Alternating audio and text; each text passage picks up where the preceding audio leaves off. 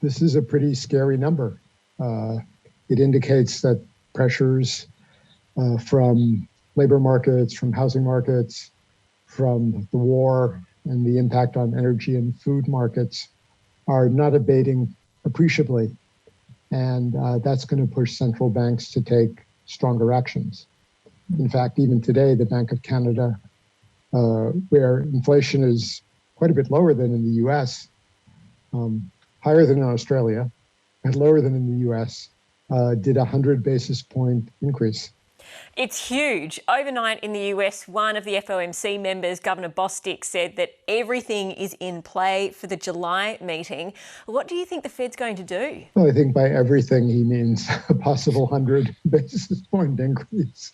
I'm not sure what else is in play. And they could do that, or they could make some sort of announcement about more likely 75 basis point increases going forward. I mean, we'll have to see where the dot plots end up. But it's clear this is, another body blow to the Fed. And they're feeling wrong-footed like many other central banks, but particularly the Fed. What effect is it going to have? I mean, rents are up by 8% in the quarter. Gas prices are up 60% for the year. Groceries are up 12% for the year. But real wages are down by almost 4.5%. How is the Fed hiking rates further going to fix this? Well, it's not going to fix it. At this point, where some of this high and rather persistent inflation has fed into expectations, the Fed will probably need to help bring about an appreciable slowdown in the economy. Now, to do that, they have to dent consumer spending. In particular, consumer spending in the US has remained strong, surprisingly, even though consumer optimism is in the tank. But I think there's a likelihood of moving into some sort of recession, hopefully shallow, probably sooner than we would have thought.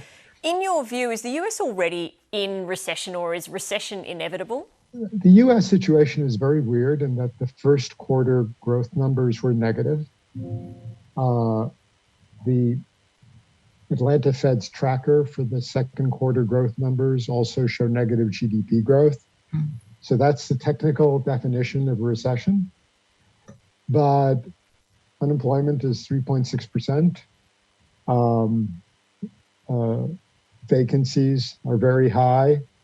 Quits are very high. It doesn't look at all like a labor market in recession. Corporate earnings remain strong. So, to my mind, something odd may be going on with those GDP numbers. I'm not sure what it is, but it just doesn't feel like the economy has slowed appreciably yet across a broad range of sectors. That being said, there's an appreciable slowdown in housing and construction.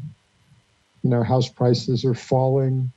You see potential house buyers backing out of contracts because of high mortgage rates. So in that area, we do see some signs, but there isn't a broad-based slowdown yet.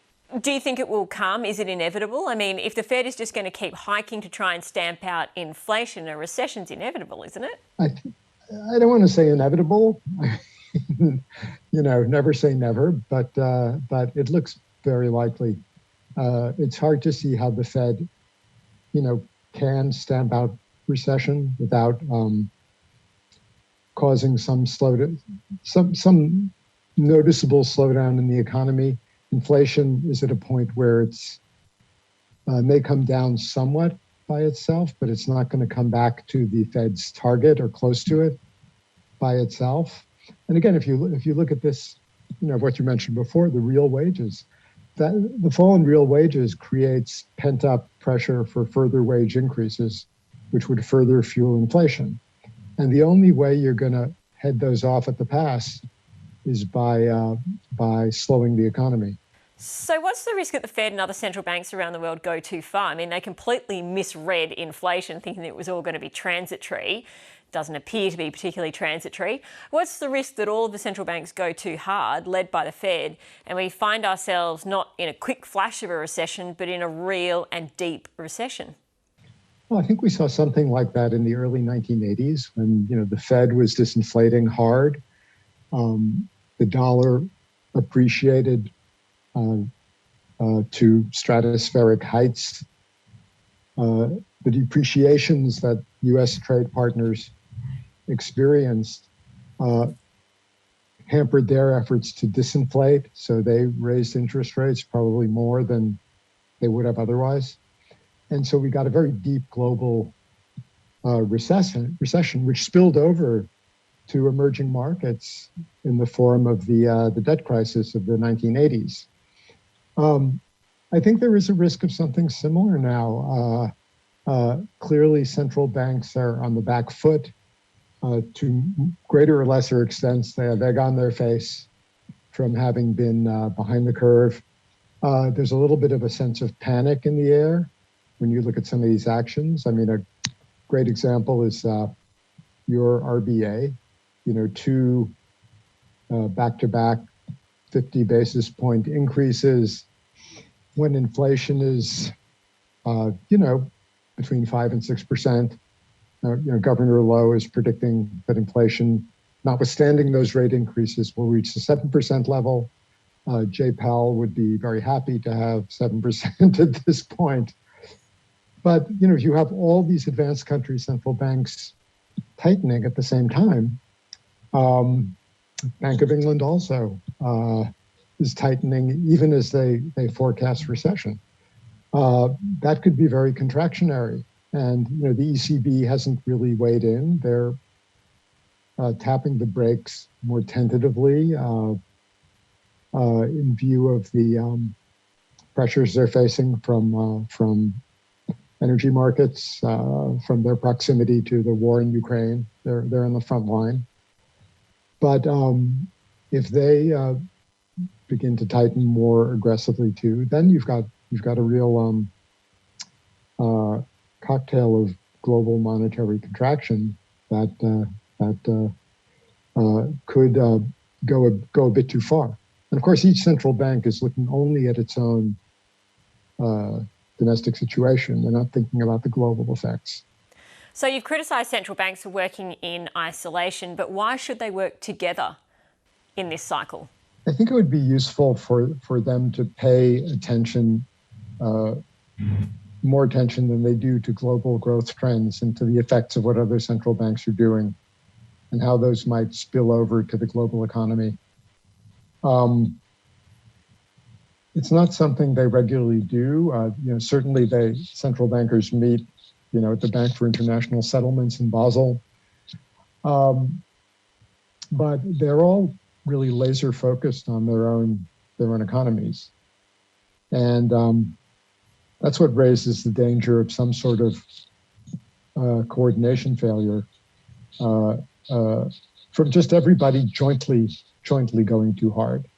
I mean, if you're in the UK and you know that Europe is tightening and the US is tightening and Canada and Australia are tightening and a range of developing economies are tightening, you sort of say, well, we could go a little easier because the spillover effects are going to be powerful, and maybe we shouldn't go that far. And the Fed is in a different position in the sense that its policies effects financially and through the international trade system are so pervasive that it really should be thinking broadly about the effects of tightening. This has been done in the past. If you think of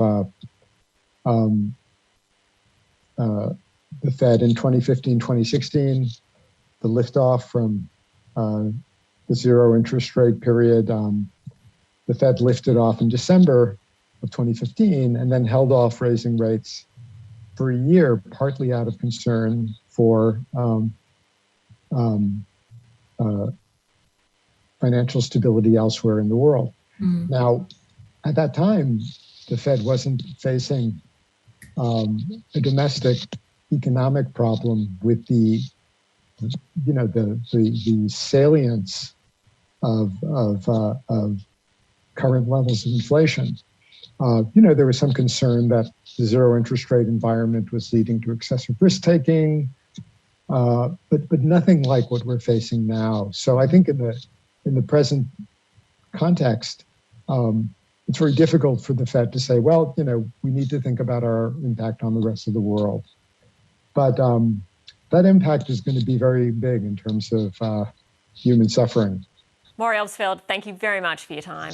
Okay, thank you, Elise. It's always a pleasure.